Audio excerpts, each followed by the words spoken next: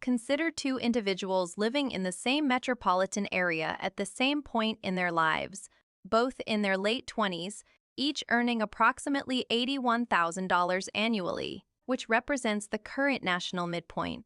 On the surface, their lives appear identical. The first individual, let us call him Mark, is standing in a car dealership lot on a humid Tuesday evening, finalizing a contract for a pickup truck he had no intention of purchasing when the day began.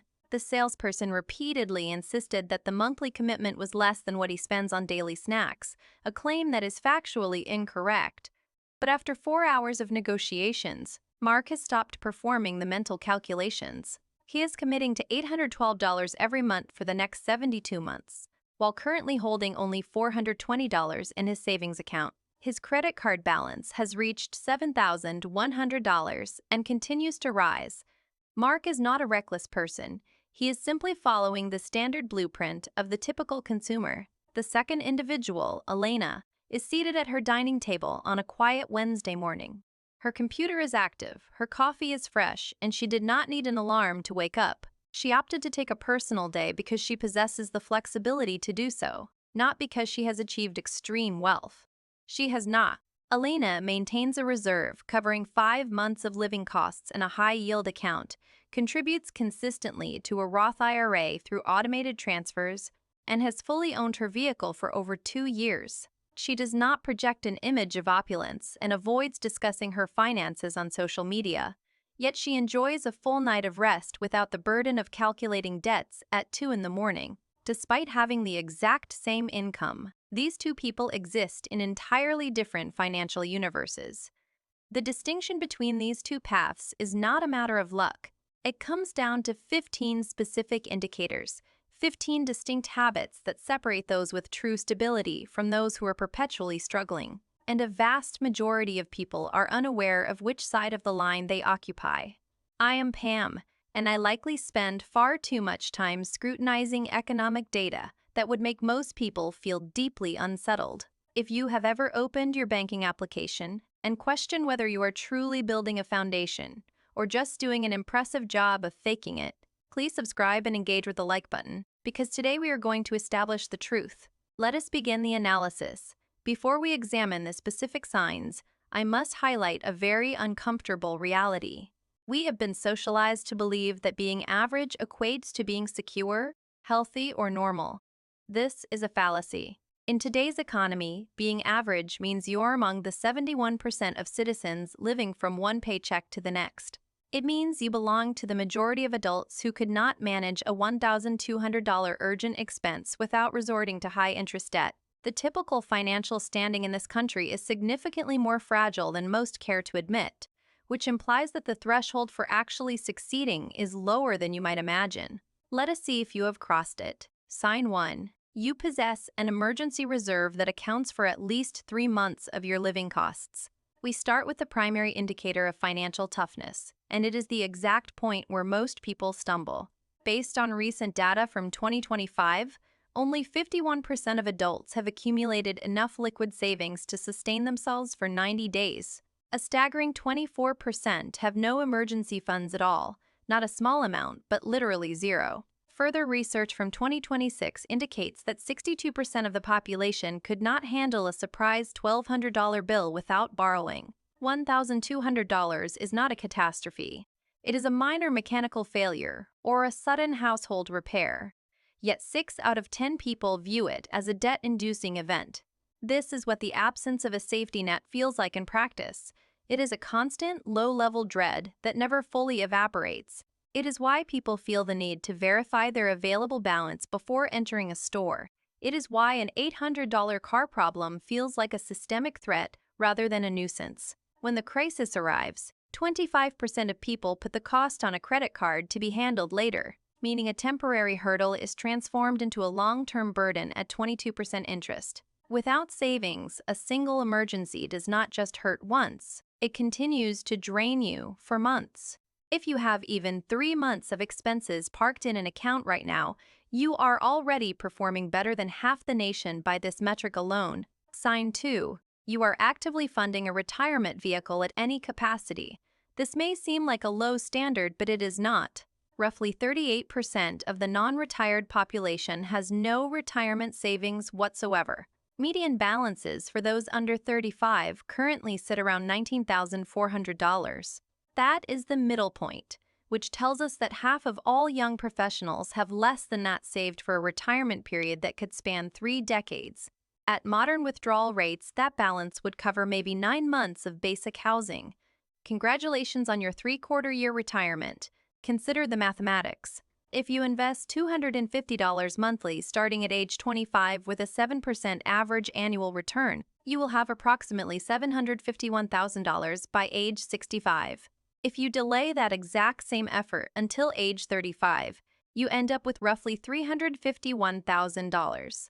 The same level of discipline results in less than half the wealth. That gap, born from a single decade of procrastination, is $400,000. Furthermore, 25% of employees with access to a 401(k)s fail to contribute enough to trigger their employer's full matching contribution. 1 in 4 people are actively declining a guaranteed raise every single pay period. This is not complex or speculative. It is free money being ignored. Sign 3. You settle your credit card balances in full every single month. National credit card debt surged to $1.42 trillion by the end of 2025. Trillion with a T. 47% of card users carry a balance from month to month. The typical balance is nearly $8,000 at an interest rate exceeding 22%. If you only pay the minimum on an $8,000 balance, you will end up paying over $10,000 just in interest, and it will take you 2 decades to break even. At 22%, you are not utilizing a financial tool. You are paying a subscription for your past purchases. Let me tell you about Marcus. He is 28, makes his minimum payments faithfully, and considers himself a responsible adult. He carries a debt of $7,200. His required payment is $145. What Marcus fails to see is that at 22% interest, he will forfeit nearly $10,000 in interest alone before that debt vanishes. This assumes he never charges another cent to the card, which is unlikely because it remains in his wallet and every digital advertisement is a temptation. By the end, he will have surrendered $17,000 for $7,000 worth of goods. He is essentially paying a 3-figure ignorance tax every month. He is not a bad person. He simply never looked at the long-term amortization. If you clear your balance every month, you are using a predatory system to your advantage and leaving the bank with nothing. Sign 4. You participate in the stock market with consistency. 38% of adults have absolutely no exposure to equities, no retirement accounts, no funds, nothing. 4 out of 10 people are completely disconnected from the most effective wealth-building mechanism of the last century. If the economy were a grand banquet, 38% of people would be outside in the cold eating a snack bar, wondering why they are not getting full. The top 10% of households own 87% of all stocks, valued at roughly $44 trillion. The bottom 50% own less than 1%. The machine is functioning. The participants are just not evenly distributed.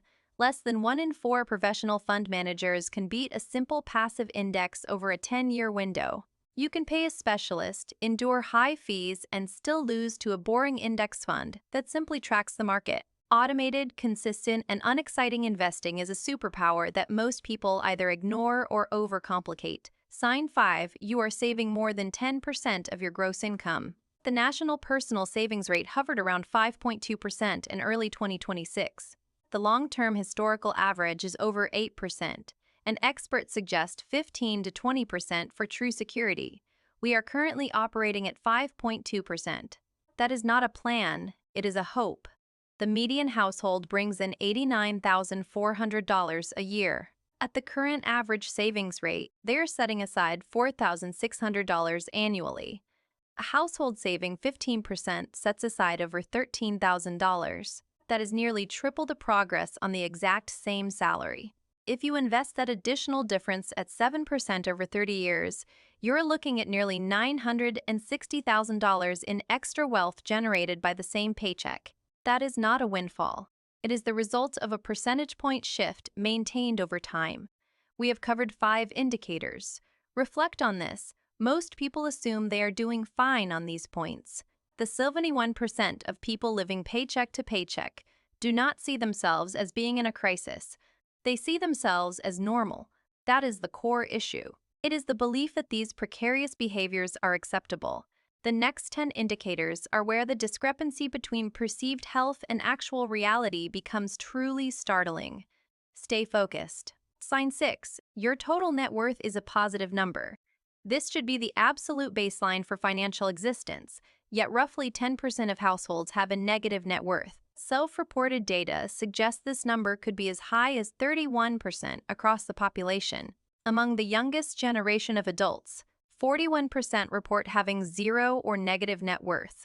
Total domestic household debt reached $19.5 trillion at the end of last year. A negative net worth has a specific psychological weight. It is the hesitation you feel before checking your bank balance. It is the late-night math where the results never change regardless of how many times you run them.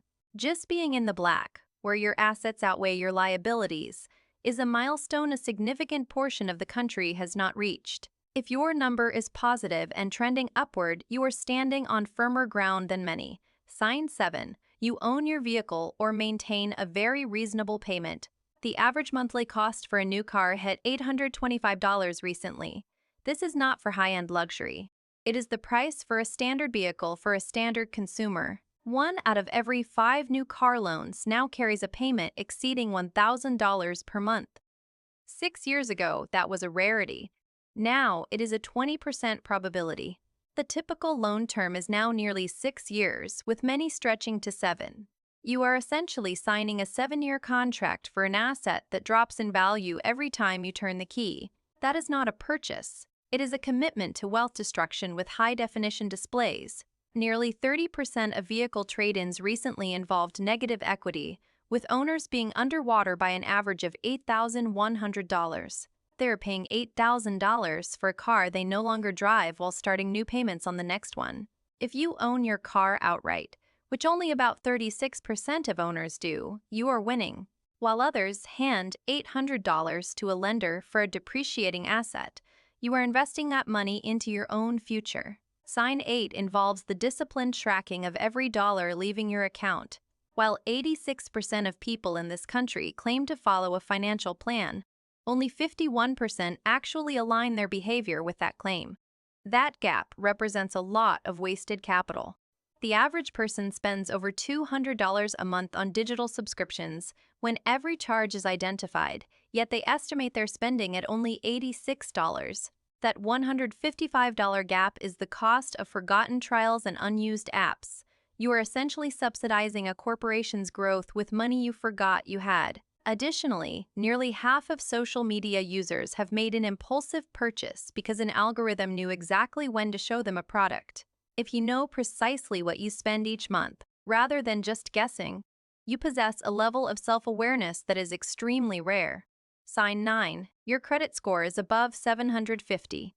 The average national score fell to 708 in 2025, the first significant drop in a decade. Only about 48% of the population has a score above 750. This matters because it acts as a permanent discount on the cost of borrowing. Two people seeking the same mortgage will have vastly different experiences. The one with the higher score will save tens of thousands of dollars in interest over the life of the loan. The habits that build a high score, like punctuality and low utilization, are the same habits that drive every other success on this list. If you have checked off 7 or 8 of these, you are building something substantial. But these final 5 are the true separators. Sign 10. You possess a functional understanding of basic financial mechanics. Only 27% of adults could correctly answer a basic financial literacy quiz in a recent major study. The average score across 28 core concepts was only 48%. That is a failing grade for a nation. The results are not theoretical. They are calculated in the dollars lost to compound interest on debt and the missed opportunities in tax-advantaged accounts. Financial illiteracy is a hidden tax that never appears as a line item. If you understand the difference between a Roth and a traditional account, how compounding works, and why index funds are generally superior, you are in the top tier of the country. People in this group make different choices because they can see the underlying math.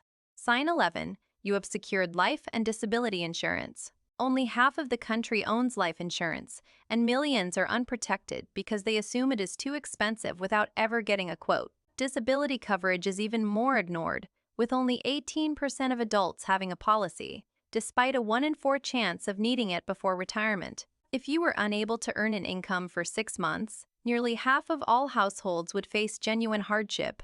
If you have these protections, you have mitigated the catastrophic risks that most people simply hope will not happen to them. Sign 12. You do not avoid medical treatment due to the price.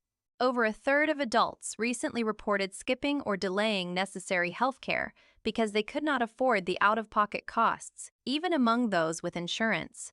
People are paying monthly premiums but still avoiding the doctor. Skipping a $200 checkup only to face a $5,000 emergency room bill later is the financial equivalent of ignoring an engine light until the motor fails.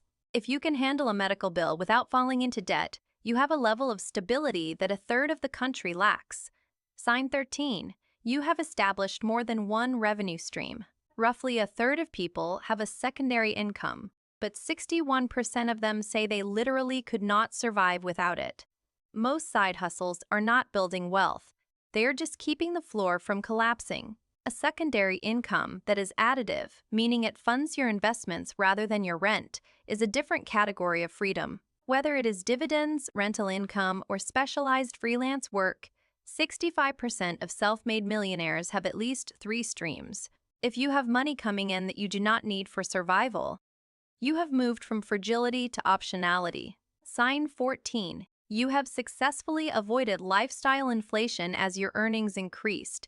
This is a subtle trap because every upgrade feels like a reward. However, 41% of people earning between $350,000 and $550,000 a year are still living from paycheck to paycheck. Earning $500,000 and having nothing left at the end of the month is a staggering failure of discipline. It happens when luxuries like $300 dinners and luxury leases quietly become perceived necessities. If your spending has stayed flat while your income has climbed, you have avoided the trap that catches people at every level of the economic ladder. Sign 15. You are not living paycheck to paycheck. This is the ultimate indicator. As of late 2025, 68% of the nation is trapped in this cycle. Over half of the workforce requires their next check just to keep the lights on. Even among high earners making over $100,000, half are in the same position. A high salary does not create stability. It often just creates more expensive obligations. Living this way means you have no true agency. You cannot take a professional risk. You cannot leave a toxic situation, and you cannot absorb a single blow. Every check is just a permission slip to keep existing. If you are in the minority who could survive for months without a primary paycheck, you have achieved what 2/3 of the country is still chasing. All 15 of these indicators share a common thread. None of them require a specific salary. They require behavior, consistent, often boring discipline that most people never start. The gap between the average person and the healthy person is not primarily an income gap. It is a behavior gap that compounds over time. The person saving 15% of a modest salary is in a stronger position than the high earner saving nothing. The average in this country is not a goal. It is a current that is pulling people toward a financial cliff. The question is not just how you are doing today, but whether you are building something on purpose. If this analysis gave you a new perspective, please subscribe and leave a like. I will see you in the next analysis.